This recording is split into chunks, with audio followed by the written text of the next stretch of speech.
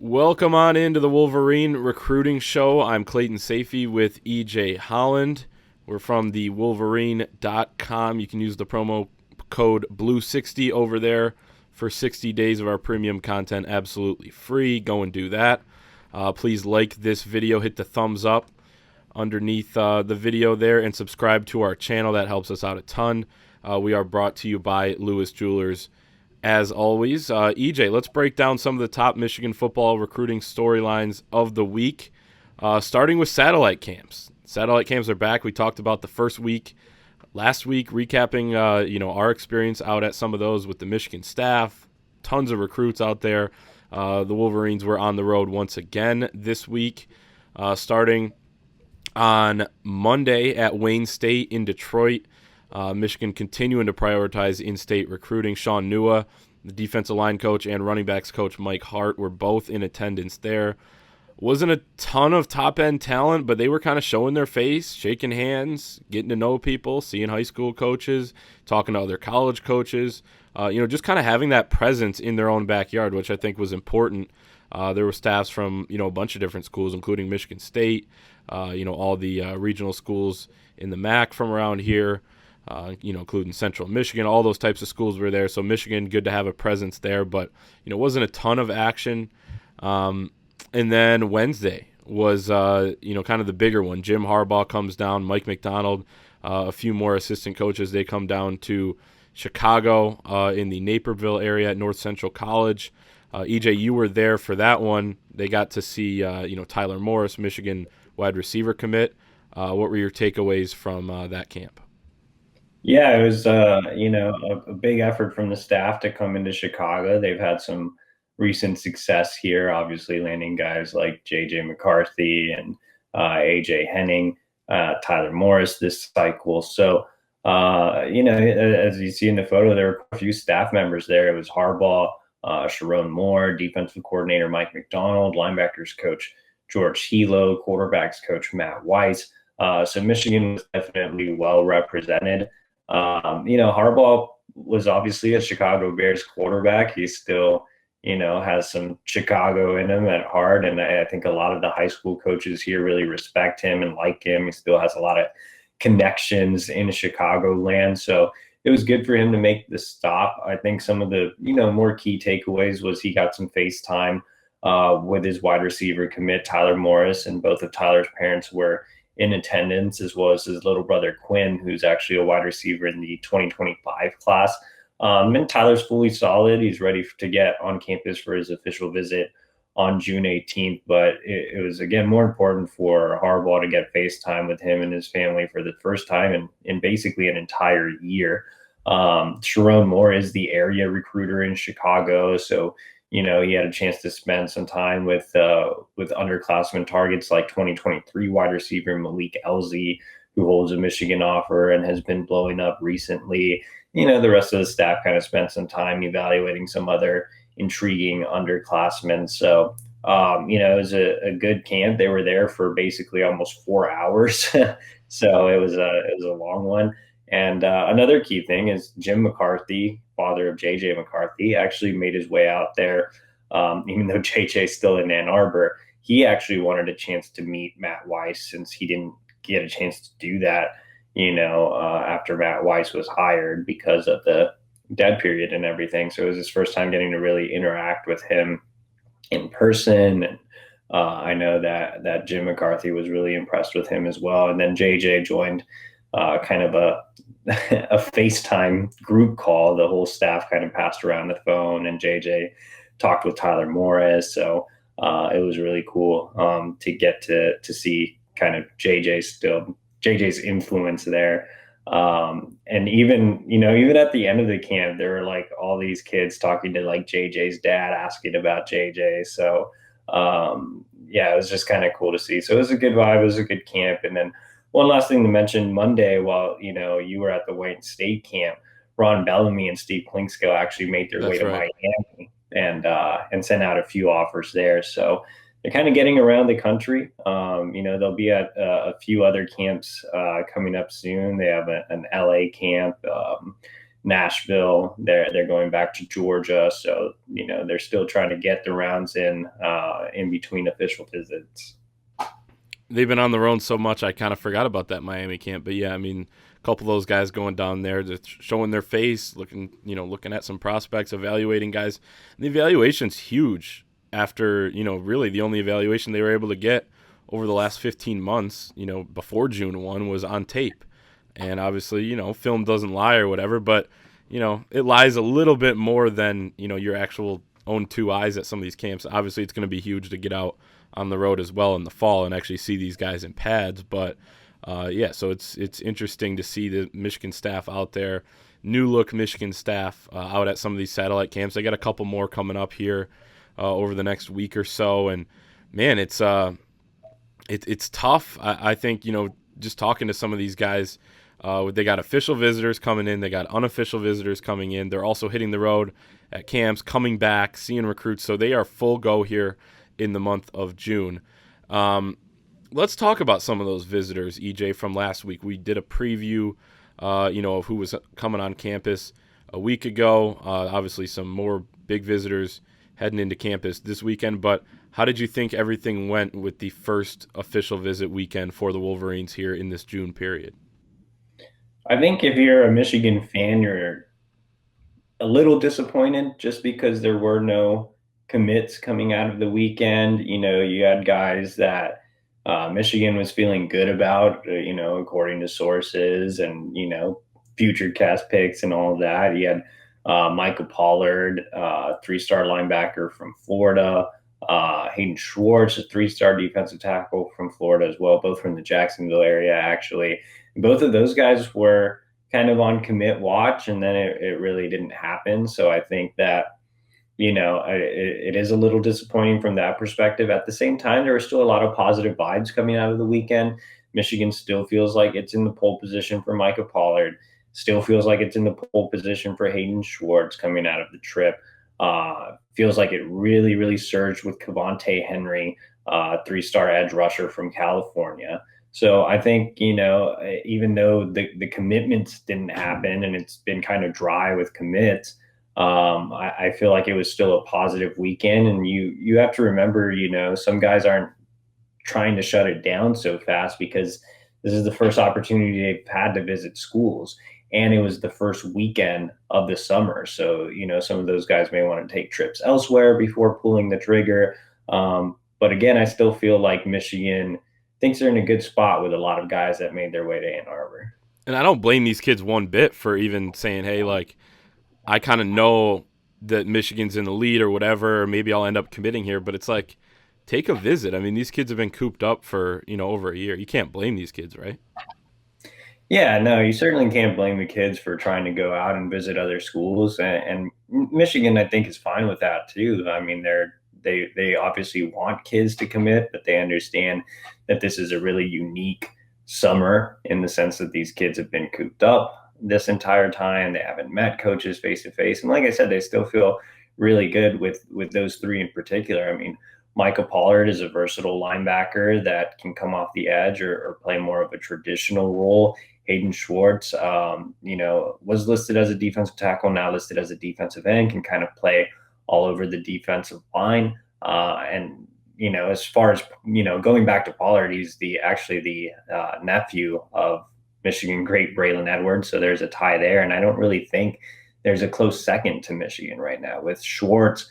I think Nebraska is making a big push. Nebraska is also involved with Pollard, but I think Schwartz is more so waiting to see if maybe some bigger schools in the Southeast offer. He actually camped with Florida this week. But still, those two guys are Jacksonville natives. George Hilo is the area recruiter there, and he's a Jacksonville native and still has a lot of ties, and he's a big reason why Michigan is in the running for those two. And then Cavante Henry, I feel like he's a guy that's risen up the board as a priority target. Michigan's made a big push for him over the last couple of weeks. Courtney Morgan, new director of player personnel, has a lot of ties in that recruitment and is actually running point there. So I feel like even though he has some bigger offers out west, UCLA, USC have both offered Michigan's in a really good spot coming out of the visit.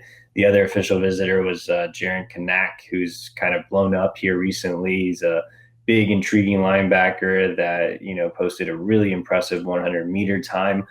He's a little more of a long shot, but I know that Jim Harbaugh and company are really trying to make a strong push for him as well. It'll be interesting to see, the timeline of these recruitments here now that kids can visit campuses. Like we said, you don't blame them for visiting some others, even if they're leaning one way or leaning the other. So it'll be kind of interesting to watch.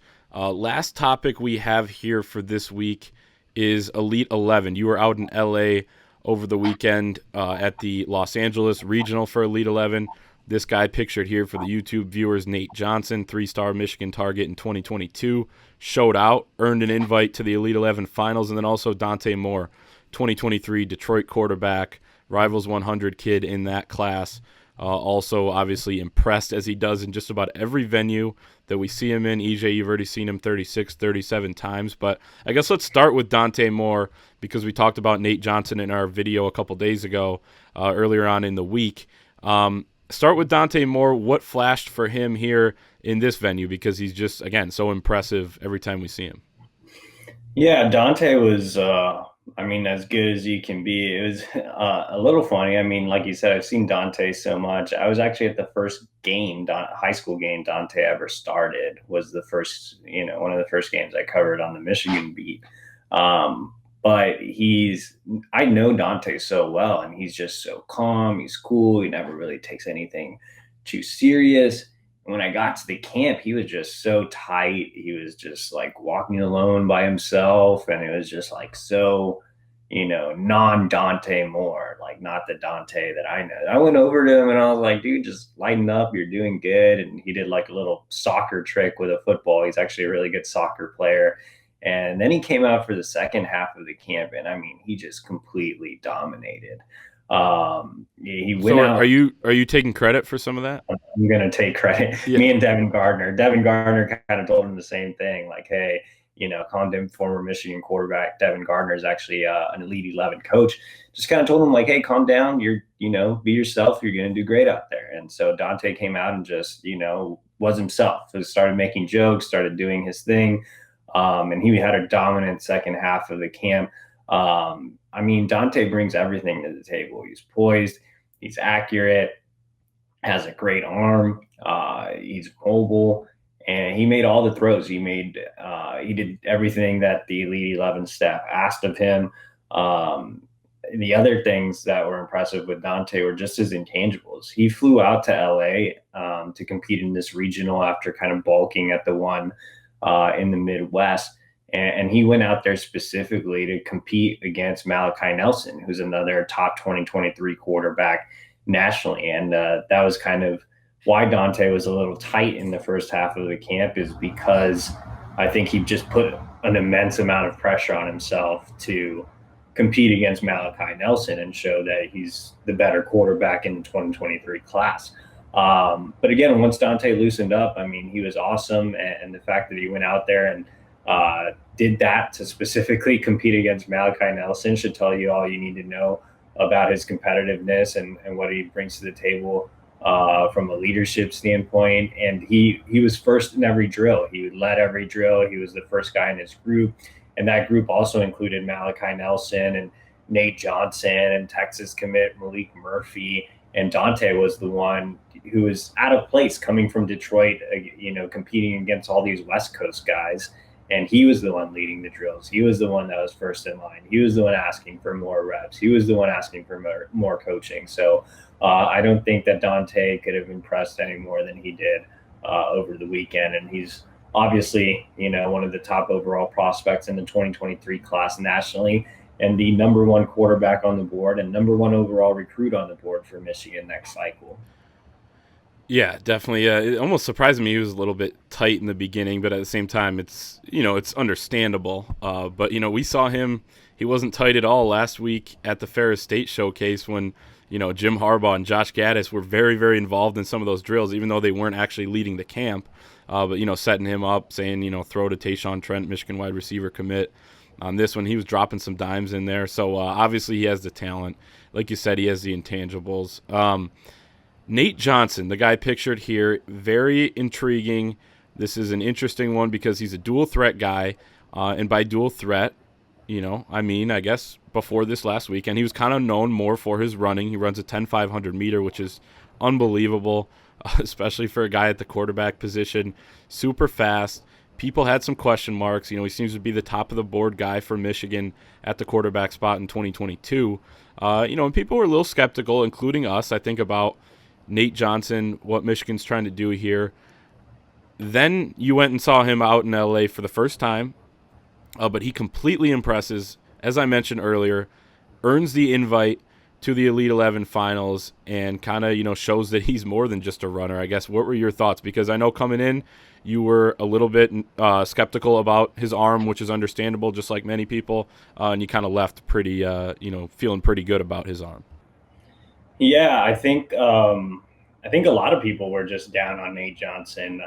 You watch his film, and it doesn't really scream quarterback. It just screams like, look at this fast kid with the ball. Like, he can play wide receiver, throw him at DB. You can find a place for guys that run 10-5, 100 meters, obviously. But I think he just looked really, really raw on tape as a quarterback. And I think a lot of Michigan fans just had a lot of question marks about him. And Nate, I was just really happy for Nate because I felt like, I was one of the guys that was kind of doubting him as well. I was like, he'd be a good take as just a guy that you can just throw in at quarterback, see if he's anything, and then just move him. But he proved to be more than that at the Elite 11 regional. And I know that, it's still just a camp setting, but it was a setting that took away his greatest asset, which, is his speed, his legs. This was a pure throwing camp. He only had to use his arm. And he made some really, really good throws. I still think, he's definitely not as polished as a Deonte Moore. I still think he can improve a little bit just from, some little things like, using his lower body to unlock some extra power, having better footwork in the pocket, things like that can be easily coached up with more specific quarterback training. And I know he has a quarterback trainer out in Fresno, but just more coaching, more attending camps like these where he had a chance to work with a guy like Devin Gardner, Trent Dilfer, who runs the camp. So just getting more familiarized with the position. Like, a lot of people don't know, Nate as a sophomore was a 1,000-yard receiver. So I think just getting more familiar with the position, getting used to being a full-time quarterback and everything that comes with it. But I thought his throwing motion was really good. I thought that he was really accurate in short to intermediate routes. I thought he threw a nice deep ball. He has good arm strength, maybe not great arm strength, but I think he has really good arm strength. And I think, again, the more he uses his lower body, the more power he'll unlock. And I think he'll continue to improve the arm strength as well. The throws he struggled with were more advanced throws, more deeper balls, more, 16-yard comebacks, deeper posts, throws to the sideline that, Deonte kind of makes them look easy that I think are more really high-level advanced throws. And I think those throws will get better with time for Nate. He's just has so much untapped potential.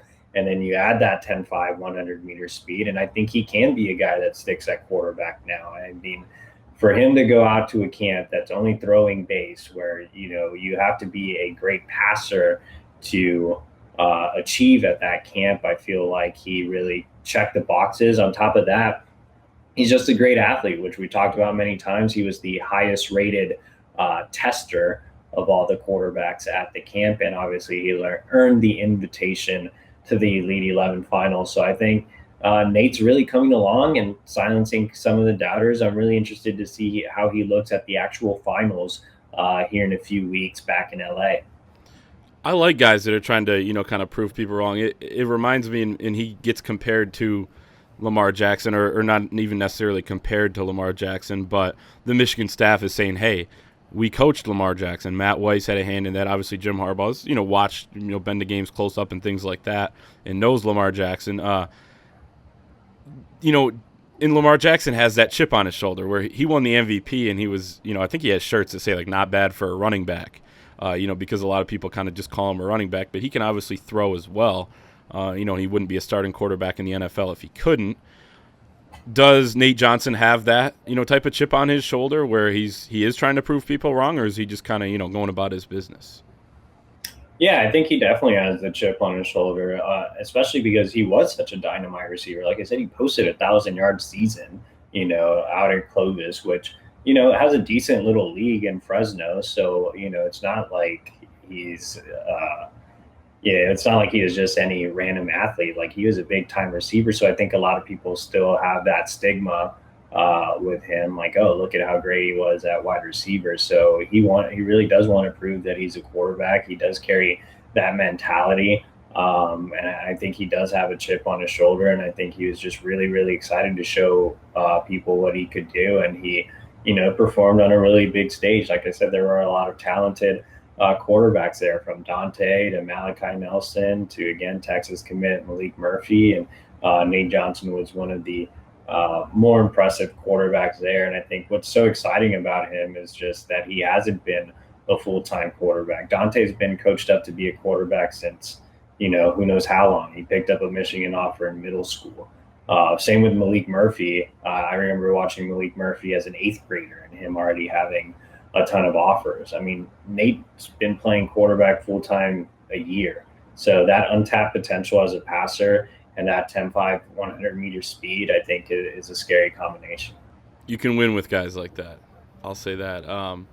So, yeah, good stuff there. I think that's exciting on Nate Johnson. And then, obviously, Deonte Moore, a huge target. Nate Johnson on campus as we speak for his official visit at Michigan. So we'll have a full report on how that went, during the weekend, after the weekend at thewolverine.com. Promo code is BLUE60 for 60 days of our premium content, absolutely free. And then click the banner at the top of thewolverine.com to order your Michigan football preview magazine. 160 pages, exclusive interviews with coaches Mike Hart, Ron Bellamy, players Aiden Hutchinson, Cade McNamara, Dax Hill. Get all of that at thewolverine.com, and we will see everyone next time.